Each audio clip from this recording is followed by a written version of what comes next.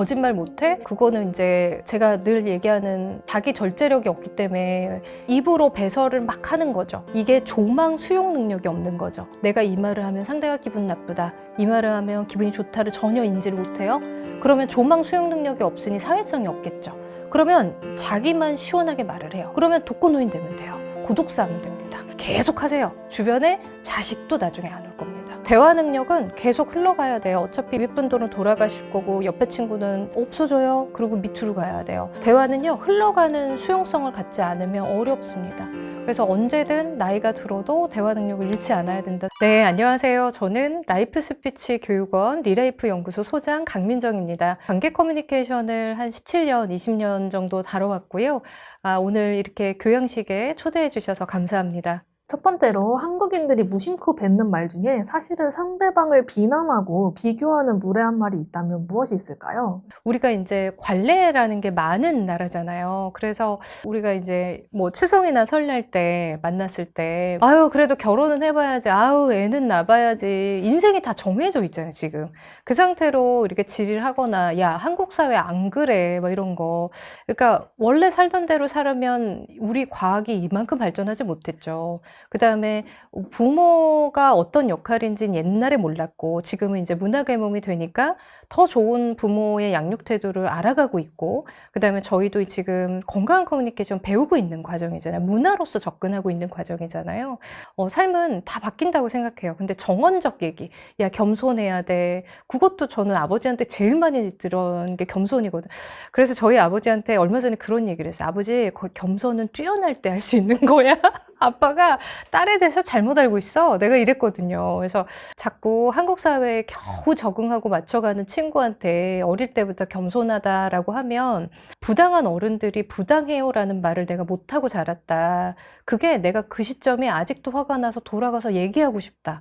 불쾌해요라고 말하고 싶은데 그걸 내가 못했다라고 말씀을 드려요. 그러니까 잘못된 정원적 대화는 커뮤니케이션은 상호관계예요. 서로가 쌍방향인데 그거 자체를 안 알려주는 방식의 교육이란 말이죠, 한국이. 그러니까 그렇게 되면은 오히려 너무 안 좋은 태도의 것만 한쪽 방향으로 배웁니다. 그래서 한국에서는 우선은 어떤 제도나 관례에 따라 해야 되는 걸 너무 멀쩡하게 아무렇지도 않게 얘기하는 거. 야, 살아봐. 돈 없으면 되나. 근데 요즘에는 뭐 욜로족부터 엄청 자기 밸런스를 맞추는 사람들 있잖아요. 야, 늙어봐. 네가 안 서럽나. 뭐 이런 거 있잖아요. 정원이야, 다 결론적이에요. 그죠? 근데 그런 거 없어요. 그냥 자기의 삶을, 자기 경험의 지수를 택하고 산다는 거. 지금 엔데트는 더 많이 그렇다 생각합니다. 그러면 같은 말을 해도 유독 더 기분이 나쁘게 들리는 사람은 어떤 특징이 있나요? 이게 묘하게 빡치는 대화거든요. 사과하는데 사과하지 않는 것들. 이런 거. 아, 고객님, 그래요. 불편하셨어요. 죄송합니다. 뭐 이런 거. 아, 죄송하다고 하는데 뭐가 이렇게 문제세요? 뭐 이렇게 얘기를 할 때. 그러면, 고객님 죄송해요. 너무 죄송해요. 뭐 이렇게 웃고 있어요. 근데 죄송한 마음이 뭔가 없어. 그럼 우리 영혼의 탈출을 기분 나빠한단 말이죠. 그러면 이렇게 빡치는 대화라고 얘기하는 것 중에도 여러 가지 있어요. 이렇게 표현하고 실제 내용이 다를 때도 있고요. 혹은 자기가 실수하는 부분이 인지를 못해서 실수를 계속하면 상대는 화가 나죠. 그러면 자기가 단기 기억을 안 시켰구나. 단기 기억했으면 적용을 해야 되고, 적용을 해보면 장기 기억화해야 되고, 거기서 좋았던 거. 이 말했더니 상대랑 관계가 좋다. 이 말했더니 상대 되게 불쾌한다. 그러면 그거를 약간 갈래를 나눠서 카테고리를 계속 만들어 가야 돼요. 그럼 여러분이 평생 한번 청국장을 끓여서 그 레시피로 평생을 먹는다 생각하시면 어때요? 한 번쯤은 레시피를 공부하겠죠. 마찬가지예요. 인간인 나에 대한 무의식도 모르고 타인에 대한 무의식도 모른다면 접근할 수도 없는 거고, 거기에서 이제 우리가 불쾌감이 여러 가지 요인으로 나와요. 실제로 지금 말씀드린 이렇게 표면 언어랑 외적 언어가 다를 때도 있고, 그 다음에 어떤 분들은 자기 의존성을 계속 드러낼 때가 있어요. 타인이 나를 의존하게 만들어. 어떤 거냐면 그 사람이 원래 밥 사야 되는데, 근데 야, 내가 민정이 밥 사줘야지. 뭐 이렇게. 내가 마치 밥 얻어먹으러 온 사람처럼 계속 만들 때도 있어요. 그러면 그렇게 의존적으로 만드는 게 기분이 묘하게 나빠요. 묘하게 나쁜 때 있죠. 네가 원래 살 차례였어. 막 이런 말을 하고 싶었지만 근데 우리가 말을 못할 때도 있단 말이죠. 그러니까 이 묘하게의 연출들을 살펴보면 어떤 것도 있냐면요. 이 사람의 권위의식이 딱 있어요. 나는 의사가 최고라고 생각해서 모든 직군이 굉장히 중요하죠. 근데 뭐 사람 살리는 게 제일 중요하지 않겠어요? 뭐 이렇게 얘기하면 이 말대로 이 사람은 중요하다라는 거에 진짜 가치 부여를 안 한 거죠. 멘트는 그렇게 했어도 내면의 의식과 체계는 아주 특권의식이 강하다는, 그럴 때 우리는 묘하게 빡칩니다. 그럴 땐 사실 대놓고 빡치죠. 약간 불리할 때. 그죠? 그래서 이렇게 묘하게 기분 나쁜 사람들은 말투도 이렇게 기분 나쁠 수 있어요. 이건 직감적이라는 거고요. 이렇게 소리를, 뒤를 그냥 대충 발음하듯, 네, 안녕하세요. 반갑습니다. 하나도 안 반갑잖아요. 네, 안녕하세요. 반갑습니다. 아니고, 반갑던지 말던지 식사하셨어요? 뭐 이렇게 하면 식사 진짜 물어보는 거예요. 거기다 대답하면 초라해지죠. 이게 지금 분위기란 말이죠. 그러니까 말투만 기분 나쁘지 않고 그 말투에 드러나 의식이 기분 나쁠 때도 월등히 많다. 그게 약간 빡치는 대화, 이런 사람들을 대할 때입니다. 근데 우리가 이럴 때, 약간 아까 말씀드렸는데, 이럴 때 뭐가 기분 나쁜지 모를 때가 약간 있어요. 제가 어제도 그런 전화를 받았거든요. 연구실에 전화가 왔는데, 지난주에. 근데 지난주에 외부의 세미나를 저희가 주최하는 것들이 있었고, 기업 강의들이 있어갖고, 붙어 막 있어서 정신이 없었어요. 근데 연구실에 광고 전화가 온 거예요. 마케팅 광고 전화가. 근데 저희가 지금 필요하다고 느끼는 소구점이 아니었잖아요. 그 대화에도 TPO가 있어요. 타임이 있고요. 어느 플레이스에서 누구에게 전달하느냐가 굉장히 중요한데, 그런 상식이 없는 분이 영업 전화를 하신 거예요. 그래서 선생님, 이게 굉장히 중요한 건데요. 저희가 자료만 보내드리니까 검토를 해주시겠어요? 라고 해서 제가 네, 알겠습니다. 자료 보내세요 하고 끊었어요. 그랬더니 3일 있다 또 전화 온 거예요. 저는 일요일까지 세미나를 주관하고 있는데, 선생님 죄송해요. 저희가 지금 바빠서요. 다음 주에 제가 필요해서 리뷰한 다음에 필요하면 연락을 드릴게요. 전화를 안 하셔도 됩니다 하고 끊었어요. 왜냐면 저희가 필요한 게 아니니까. 그리고 들었더니 또 전화가 왔어요. 또 전화가 와서 하시는 말이 선생님, 저한테 선생님, 아니 지난번에 자료 보내달라면서요. 보내달라고 그랬지? 제가 그걸 꼭 숙지한다고 했거나 다시 피드를 명확한 날짜에 준다고 안 했죠. 읽어보겠습니다 라는 여지였잖아요. 요렇게 빡치는 대화를 하시는 거예요. 이제 어제 있었어요, 사실은. 그러면서 제가 보내달라고 선생님이 하셨잖아요. 네가 그 말에 아주 마이너하게 들어가요. 그래서 네가 말해서 내가 줬는데 당연히 피드백 있어야 되는 거 아니야? 그래서 제가 그랬어요. 아니 선생님, 제가 언제까지 피드를 드린다고 안 했고요. 저희가 연구실이 금주까지 정신이 없이 바빠요 라고 했어요. 그랬더니 아니 선생님, 지금 제가 이거 저희 거 들어달라고 하는 게 아니잖아요 이러시는 거예요. 진짜로 녹음했어 진짜. 아니잖아요 이러시는 거예요. 이분 뭐지? 라는 생각을 했어요. 원래 빨리 끊으려다가. 그러더니 하시는 말이 아니 뭐 그러면 다음 주에 언제가 되신다는 거예요. 내가 언제 약속을 했나 보다 라는 연출이 되죠 지금 벌써. 근데 그 사람은 다른 접근으로 약간 빡치는 대화법을 지금 하고 계신 거죠. 네가 마이너하게 동의한 게 전체 동의야 라고 생각하고 있는 거예요. 자료 받을게. 그럼 피드 주기로 했지? 네가 나랑 시간을 내서 미팅을 해야지. 이건 거잖아요. 그래서 제가 얘기를 했어요. 선생님, 묘하게 빡치는 대화를 언론기관에 지금 전화를 하셨네요. 라고 했더니 조용해졌어요. 그래서 선생님, 제가 이거 녹취해도 됩니까? 라고 했어요. 죄송한데 되게 친절한 듯 지금 선생님이 그 의사를 밝히셨잖아요. 라고 말하지만 저는 지금 무슨 의사를 밝혔냐면요. 제가 그거를 먼저 볼 이유가 없으니 저희가 나중에 추후에 보고 필요하면 연락을 드린다는 의견을 몇 번을 했잖아요. 라고 드렸어요. 왜 타인의 얘기를 수용하지 않으세요? 라고 했어요. 귀때기가 있다고 들리는 게 아니고 마음으로 걸어 들어오지 않아요. 수용을 해줘야 돼요. A, A-B, B- 이렇게 얘기하는 거지 A, 완전히 다른 B가 나오면 대화가 요상한 거예요. 그래서 제가 저 정도 됐으니까 그렇게 얘기했죠. 일반 기관 얘기하면 말렸을 것 같아요. 그리고 그분 주위가 그분의 질 나쁜 대화법으로 주변이 얼마나 많은 피해를 보고 만약에 자녀가 있다면 자녀가 화병 나서 돌아버릴 것 같구나라는 생각을 했어요. 그래서 이제 제가 너무 화가 나서 선생님, 저는 자료 있으면 보내세요라고 그랬지 제가 그거를 보장하여 언제 미팅을 하고 꼭 피드를 드린다는 말씀을 안 했어요. 그 다음에 타인의 의견을 왜 경청하지 않으십니까? 라고 얘기를 했거든요. 그랬더니 이제 끊으셨죠.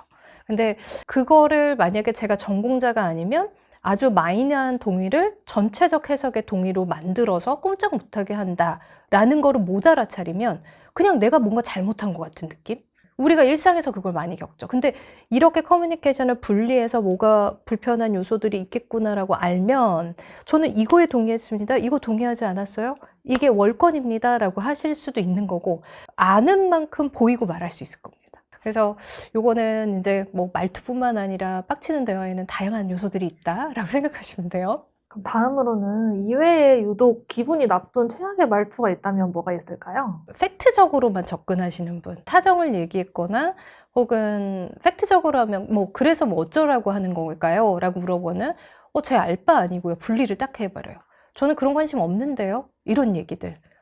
근데 누가 뭐 누구한테 관심이 있어서 선생님은 뭐 미술관 가는 거 좋아하세요? 저는 그런 거에 관심이 없어요. 나는 너한테 관심이 그렇게 많아서 묻겠니? 라고 말하고 싶어요. 왜냐면 우리는 사회적 지능을 관계를 위해서 쓰는 거거든요. 근데 하등 그런 거에 가치가 없어라고 하면 그런 답변을 해요. 분리되는 답변을. 그래서 그거를 토각토각 해결주의적으로 말을 하면 굉장히 감정이 많이 상해요. 사적 관계에서는. 그래서 제가 볼 때는 기분이 나쁜 최악의 말투는 팩트 위주로 얘기할 때. 그래서 뭔 말이 하고 싶은데 말하고 싶어요? 분위기를 해쳤는데 뭔 말을 하고 싶을까요? 그래서라는 말은 정말 서로 간의 대화에서 아예 안 했으면 좋겠어요. 뭐뭐 좀 하지 마. 뭐뭐 하지 말래? 이것 좀 줄래? 소금 좀 줄래? 소금 줄래? 해도 돼요. 조금 안 써도 돼요. 그러니까 아주 미묘한 차이가 뉘앙스를 바꾸기 때문에 그런 조금의 요소, 그 다음에 팩트적인 이성적인 대화법 말고 약간 들어주는 공감 대화법 하시면 좋겠다라는 생각이 듭니다. 예시에 나오는 것처럼 난 솔직한 사람이라서 거짓말 못해. 거짓말 못해? 그거는 이제 제가 늘 얘기하는 자기 절제력이 없기 때문에 입으로 배설을 막 하는 거죠. 입으로 배설을 하는데 아까 말씀드렸듯이 아리스토텔레스가 협동, 커뮤니케이션 협동의 원리, 양을 지킨다, 질을 지킨다, 관계와 예절을 지킨다. 그러면 이게 조망 수용 능력이 없는 거죠. 내가 이 말을 하면 상대가 기분 나쁘다. 이 말을 하면 기분이 좋다를 전혀 인지를 못해요. 그러면 조망 수용 능력이 없으니 사회성이 없겠죠. 그러면 자기만 시원하게 말을 해요. 그러면 독거노인 되면 돼요. 고독사 하면 됩니다. 계속 하세요. 주변에 자식도 나중에 안 올 겁니다. 이해되세요? 대화 능력은 계속 흘러가야 돼요. 어차피 윗분도로 돌아가실 거고 옆에 친구는 너가 눕고 내가 눕고 너가 눕고 없어져요. 그리고 밑으로 가야 돼요. 대화는요. 흘러가는 수용성을 갖지 않으면 어렵습니다. 그래서 언제든 나이가 들어도 대화 능력을 잃지 않아야 된다 생각하셔야 되고 조망 수용 능력을 내가 갖고 있는가 살피시고 본인 혼자 시원한 생각을 얘기하지 마십시오. 근데 제가 요즘에 느끼는 건 이겁니다. 그러면 이게 종교학적으로 얘기하는 건 것 같아요. 늘 깨어있으라라고 하잖아요. 늘 깨어있지 않은 분이 있어요. 그래서 무의식 중에 하는 행동이 굉장히 불쾌감을 낳아요. 그러니까 둘이 안 싸우다가 이 남자친구가 무의식 중에 뭐를 해요. 근데 걔가 너무 불쾌한 거예요. 그러면 어떻게 해요? 종교학적으로 좀 늘 깨어 있어서 인지하여 행동하는 것을 더 늘리셔야 돼요.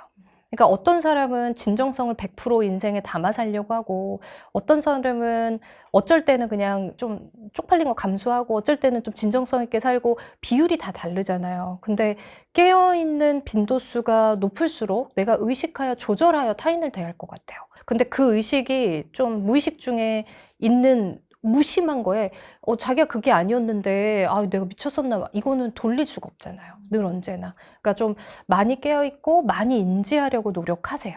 그 상태에서 내가 의도된 생각하는 말을 하는 거지 말을 뱉어먹고 죽는 거는 없어요. 비가역성이라고 우리가 딜리트 버튼이 없어요. 말은 2번 되면 그때부터 의도가 바뀌어요. 어떻게 해요?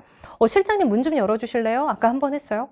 실장님 문 좀 열어주실래요? 2번 했어요. 의미 벌써 바뀌었어요. 아까 얘기했잖아. 왜 안 해줘? 이 의미가 바뀐다고요.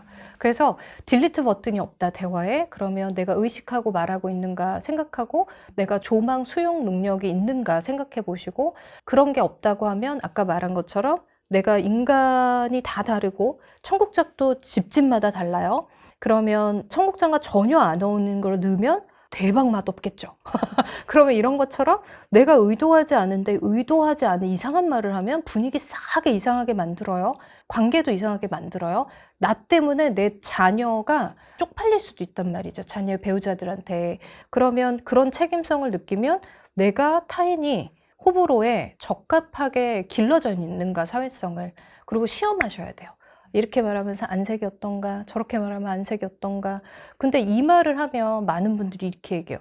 너무 남의 눈치 보고 사는 거 아니에요? 라고 하는데 우리가 IQ 말고 EQ라는 감정 지능은 논문용어로 사회적 관계 지능이라 불러요. 그러면 관계 지능 EQ는 어떤 섹션으로 측정되는가를 보면 첫 번째, 나에 대한 감정 인식이에요. 25%예요. 나만 있어요? 소쉬운 거죠. 그죠? 그러니까 나 다음에 뭐가 있어야 될까요? 두 번째, 타인의 감정 인식이에요. 그러면 두 번째 타인의 감정 인식을 25% 똑같이 해야 돼요. 너와 내가 공존하고 있잖아요. 그럼 뭐 있어야 돼요? 감정을 조절하는 능력도 있어야 되고, 네 번째, 감정을 활용하는 능력이 있어야 돼요. 이렇게 25% 구성돼서 100%로 채워진단 말이죠. 그러면 나의 감정, 너의 감정이 있는데 조절을 못해요. 그럼 어른답지 않겠죠. 아무 때나 야시야시하고 화내고 살겠죠. 그죠? 그리고 타인을 격려하지 못하겠죠. 저 사람이 어려운 일이 있어요. 그래서 오늘 복귀했는데 조절하고 활용하고 인간이 이렇게 서로 맞대는 힘을 아는 분은 어려운 일 잘 겪었어. 이따 내 밥 살게 힘내자. 라고 할 거고요. 그런 태도가 없이 살면 조절과 활용은 없고 50%만 있겠죠. 아, 저 사람 기분 나쁘겠다 지금. 힘들겠다. 뭐 나도 나빠. 조절하고 활용은 안 해. 그러니까 사람은 잘 살펴보세요. 어떤 사람은 타인의 감정 잘 읽고 조절하고 활용하는 것까지 해주시는 분들이 있고, 아, 누군지 짐작은 하는데 표현하거나 조절하거나 활용하지 않는 사람도 있어요. 이게 농도가 다 달라요. 근데 100점 만점이라고 하면 여러분 어떤 게 되고 싶을까요? 다 조금씩 수치를 가졌음 하죠. 그럼 우리는 그런 사람을 옆에 두고 싶어 하겠죠. 그죠? 그러니까 답이 사실은 뻔하게 있다라고 생각을 해요. 근데 이런 인지 교육을 안 했으니까, 아, 내가 내 감정만 너무 치우쳤구나. 그러면 타인 감정 읽기라는 섹션은 어떻게 저희가 측정하는가요? 내가 무엇을 말했을 때 상대의 안색을 살핀다. 살피면 눈치 본다라고 생각해요. 아니요. 내가 혼자 섬에 의리여리한 집 짓고 병원 짓고 의사 교수 다 불러다 사는 게 아니면 사회는 사회화된 행동을 서로 해줘야 되잖아요. 그러니까 남의 안색을 살피고 내가 이 말을 했을 때 나쁜가 기분 좋은가 살펴야 되고 그거 단발성으로 이르면 안 돼요. 그러면 나이 50이 돼도 어른 같은 어른이 없습니다. 어떻게 되냐? 단기 기억하고 또 다른 타인이 만났을 때 적용해보고 내가 지난 연애에서 실패하지 않은 걸 이번에 해보려고 노력하고 더 나아지려 노력하고 그거를 좋다라고 하면 수용해서 장기 기억으로 고착시켜야 돼요. 그 노력은 어른이 해줘야 돼요. 스스로가 해야 돼요. 그게 없으면 그 사람 못 데리고 삽니다. 네. 최근에는 메신저나 온라인을 통해서 소통을 하면서 오해가 생기는 경우도 많은 것 같은데요. 특히 상대방한테 답장 부담을 주는 습관이 있다면 뭐가 있을까요? 면대면이 아니고 비대면 대화잖아요. 사실은 면대면하고 비대면 중에는 우월한 건 면대면 대화입니다. 이론적으로. 근데 비대면에 의존하려고 하는 경향이 있고 비대면에선 굉장히 나이스했는데 만났는데 그 대화 태도가 아니야. 이럴 때도 있어요. 우리가 가려질 때도 있어요. 장점도 있단 말이죠. 근데 어차피 면대면으로 만나는 일이 큰 일들일 거란 말이죠. 그러면 결코 비대면에 의존하면 우리는 경험 지수를 쌓을 수가 없어요. 타인에 대한 레퍼런스도 쌓고 타인에 대한 오해를 줄여나가는 레퍼런스를 각자가 가져야 내가 중역이 됐을 때 타인을 직접 만나는 면대면에서 파워를 일으킬 수 있는데 계속 피할 수가 없다는 거죠. 근데 지금은 대학생들도 MZ세대도 많이 안 하려고 그래요. 다 온라인상으로만 대화하고요. 웹상으로 뭐 프로젝트 서로 나누고 실제 클라이언트를 만나서 PT해야 되는 인간 심리를 알아야 되는 부분에 대해서는 팀워크로 만나려고도 안 해요, 대학에서. 그래서 인테리어과에서 심리 커뮤니케이션을 의뢰 주시고 뭐 이럴 때가 있단 말이죠. 그러니까 인간이 만나서 설득의 기조를 써야 된다는 거에 대한 인식조차가 없는 거예요. 인간이 상호작용을 통해서 내가 뭔가 결정한다는 것도 머리에 없는 상태예요. 그래서 의존적으로 저것을 비대면을 의존적으로 하는 건 좋은 것도 아니고 그 다음에 우리가 뭐 그런 거 있어요. 아까 협동의 원리 4가지만 잘 지켜도 괜찮은데 이 대화 태도가 이응이응이라는 대화 태도가 타인한테 협동의 원리에 맞나? 양과 질? 아, 고민해 주셔서 고맙습니다라는 더 협력적인 대화가 네 알겠습니다보다 더 가치가 있는지를 모르는 거죠. 그러니까 표면적 대화만 할 때 얘 뭐지? 라는 생각을 할 거고 그 다음에 저도 얼마 전에 당한 것 중에 하나인데 누가 이름만 불러요. 그래서 제가 이렇게 봤어요. 그래서 이분하고 가까운 개인적 관계도 아니에요. 근데 이름만 소장님 어쩌라는 거지? 불편한데? 왜 불편할까요? 용건을 말하지 않아서. 이거 용건을 말하지 않은 게 왜 불편할까요? 이름은 불렀는데. 상대방이 본인 중심으로만 너는 내가 맞아요. 응답하기 때 얘기를 해야 돼. 이렇게 강요하는 것 같은. 그 강요 너무 잘 짚으셔서 강요도 있고요. 떠보는 것 같다라는 건 뭐냐면 내가 상대가 예측 가능하지 않은 거예요. 뒤에 무슨 얘기를 하려고 날 부르지? 불편하죠. 아까 뭐라고 했죠? 예측 가능성이 있어야 사람은 안전하고 건강하다 느껴요. 근데 이름만 불러놨어. 몇 년을 연락을 안 하고. 그럼 얘가 왜 연락을 했지? 뭐 때문이지? 불안하죠. 우리는 예측 불가능하면 불편해요. 그러니까 우리 불편함은 불안이 움직인 거예요. 이거 불편하다. 뭔 얘기하려고 그러지? 난 이 사람 안 친한데? 그리고 이름만 불러. 그래서 제가 말씀하십시오.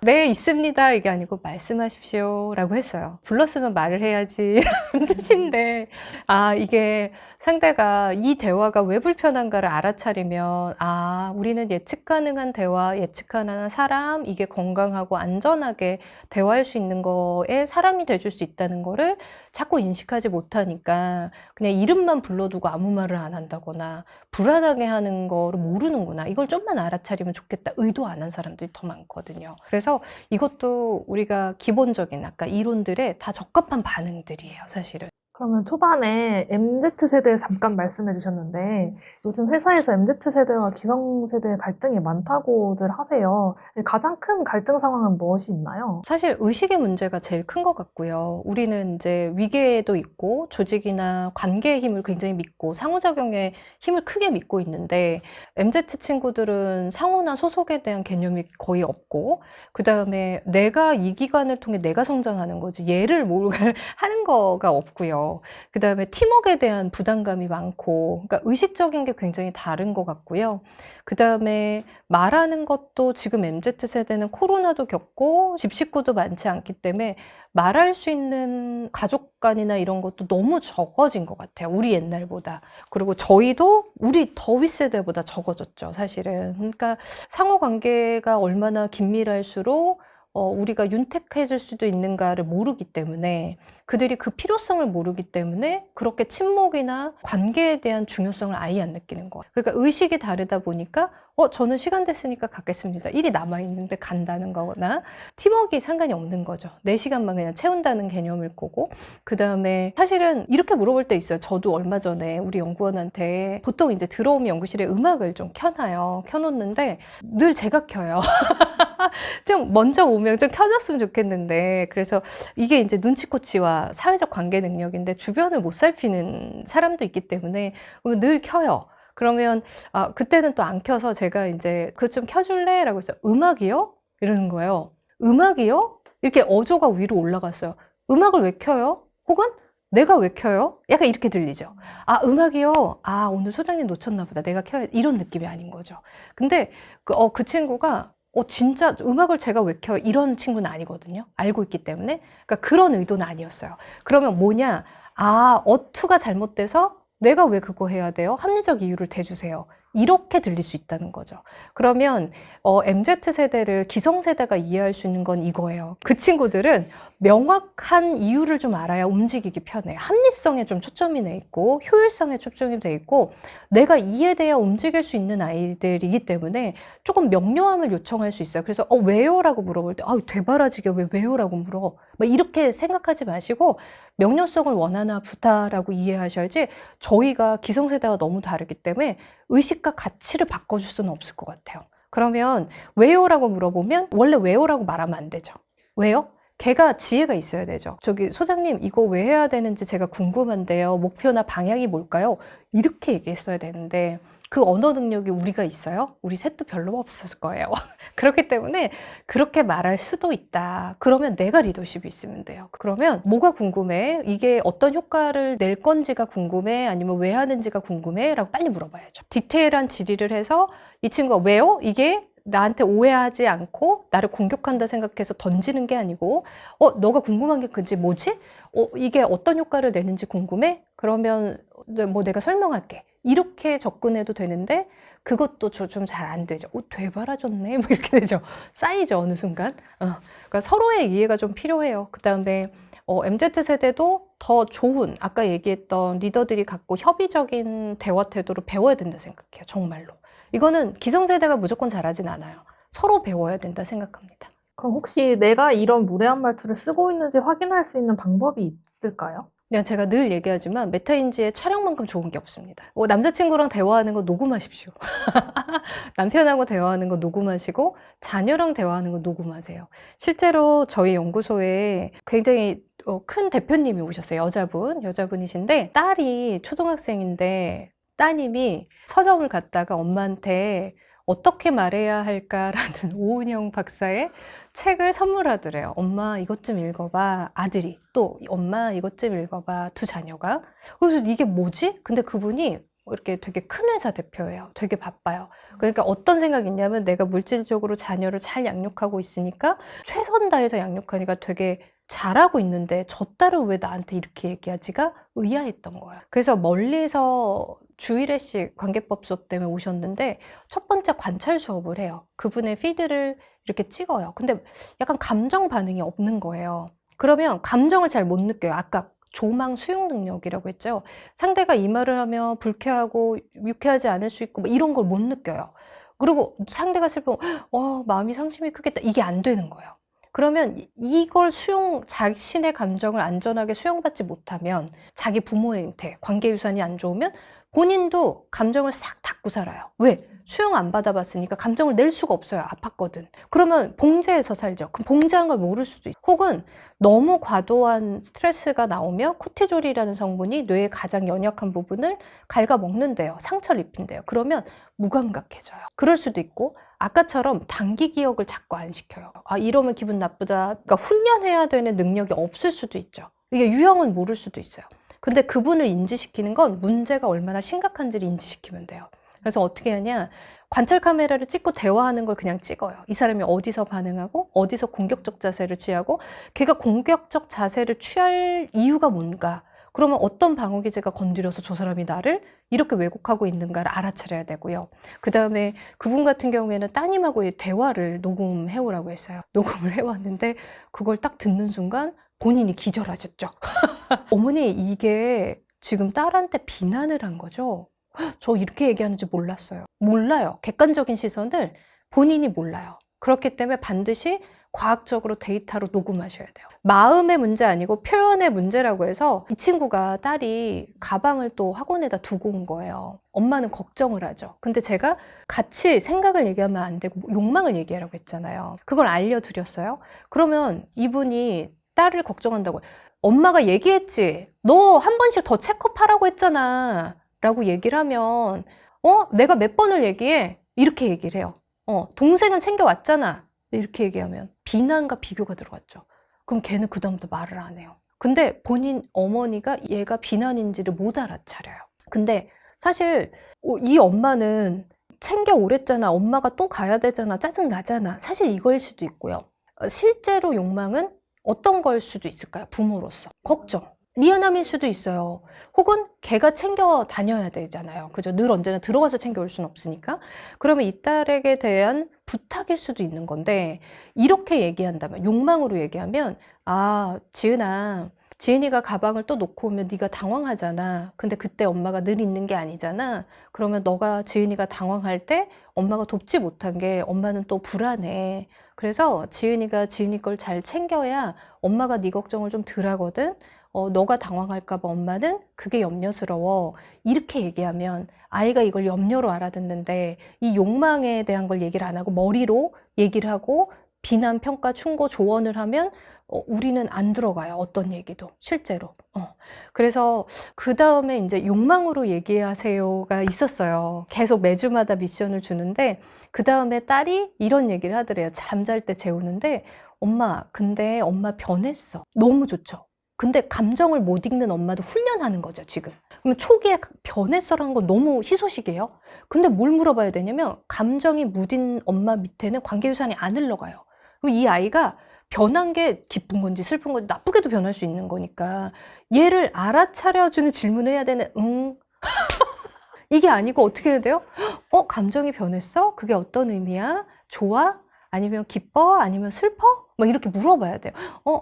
좋은 것 같아. 그럼 어떻게 좋아? 라고 하면 얘도 몰라. 감정을 안 가르쳐 줬으니까. 그러면 안전하다 느껴? 아니면 엄마가 지은이를 더 많이 사랑한다 느껴? 해줘야죠. 이거를 해주는 게 아이를 가르쳐 주는 것 같죠? 아니요. 당신 어른부터 빨리 계속 배우라고요, 감정을. 그래야 자연스럽게 아이가 흘러가요. 그럼 이 아이가 이 훈련을 안 하고 크면 누군가와 연인 사이가 됐을 때 계속 가치관 얘기만 하다 끝날 거예요. 실제 자기의 용기 있는 속마음, 난 오빠한테 첫 번째 사람이 되고 싶은데 이런 말을 못 한단 말이죠. 뭐 건강하지가 못해요. 용기가 필요해요. 진솔함에는. 이해되시죠? 그래서 이런 뭐 무례한 말투를 쓰는 경우도 우리가 뭐 다 잘 살펴봐야 되고, 무례한 말투를 의도적으로 기분 나쁜 거를 아는데 쓰는 분이 있어요. 이렇게 만약에 누가 질의할 때, 제가 세미나를 갔는데 세미나 들어가기 전에 질의할 것들이 되게 많았어요, 사람들이. 그래서 거기에 스태프분한테 막 물어봤더니 저는 아직 질의 안 했거든요. 막 사람들이 물어보는데 그 대답을 듣고 다른 사람이 질의를 안 하는 거예요. 그러니까 너무 싸가지 없게 말을 해서, 그러니까 이게 이거고요, 이건가요? 그랬더니 아까 공지 여기 적힌 거 안 읽으셨죠? 뭐 이런 식으로 얘기하는 거. 저기 있잖아요. 저거 안 읽으셨어요? 뭐 더덕더덕 붙였는데 어떻게 그거 하나를 다 읽어요? 저기 있는데 저거 우선 확인하시고 그 다음에 다시 질의해 주세요. 이게 아니고 저거 읽으셔야죠. 뭐 이런 식으로 얘기해요. 그래서 그 타박이 무서우니까 상대들이 이렇게 얼었어. 눈치를 보고. 안 물어봤어요. 근데 그분이 공적 언어 연단에 딱 올라왔는데 말투가 바뀐 거예요. 너무 공손하게. 그게 질이 제일 안 좋을 때. 내가 의도적으로 이 말을 하면 나한테 질문이 안 오게끔 하고 되게 싸가지 없고 내가 폴스를 느끼게 만들 수 있는 걸 알아. 내가 이렇게 얘기하면 공손한 태도로 격식 있는 것도 알아. 그걸 갖다 써요. 그럴 바에는 처음부터 끝까지 싸가지 없는 말투가 더 나을 수도 있어요. 뭔지 아시죠? 맥락은 있잖아요. 그러면 대화 좀 들으면 되고, 아니면 누군가가 어딜 갔는데 계속 떼떼대요. 그러면 물어볼 수 있죠. 선생님 죄송한데요, 제가 뭔가 불쾌하게 했어요? 라고 물어볼 수 있죠. 선생님 죄송한데 의도는 아닌데, 뭐 이렇게 얘기할 수도 있는데, 아니요? 뭐 이렇게 얘기하면 계속 싸가지가 없는 거죠. 근데 아닙니다 라고 하고 미안해하면 인지한 거잖아요. 그 전에 비난이란 도구를 쓰면 선생님 서비스 하시는데 이따위로 하시면 안 되죠. 이렇게 하면 제가 뭘요? 또 이렇게 되겠죠.